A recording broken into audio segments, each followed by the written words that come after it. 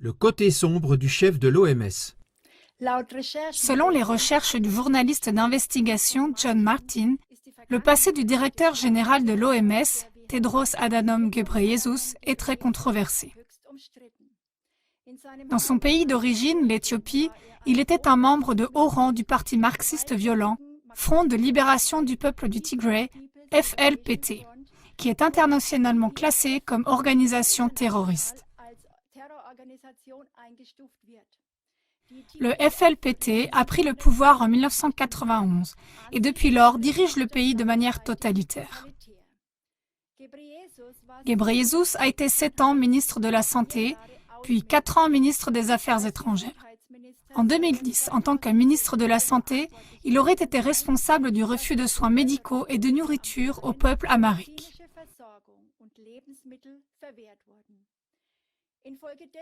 En conséquence, environ 2,5 millions d'Amhars ont disparu de la base de données de la population éthiopienne, c'est-à-dire qu'ils manquent lors du recensement suivant.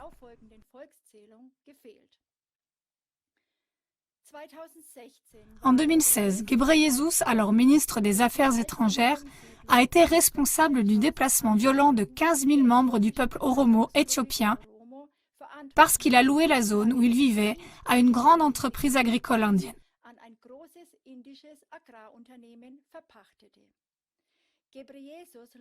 Ghebreyesus a nié que dans les émeutes qui ont éclaté suite à l'intervention de la police, environ 500 Oromos ont été tués.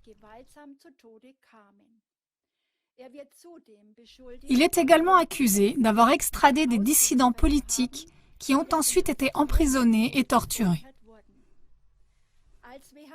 En 2017, en tant que directeur général de l'OMS, il avait nommé ambassadeur de bonne volonté de l'OMS Robert Mugabe, le président de longue date du Zimbabwe, un dictateur brutal et un meurtrier de masse.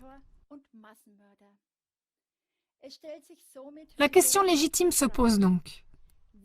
Quelle est la fiabilité d'un homme ayant un tel passé à la tête de l'OMS qui s'engage pour la santé et la vie ?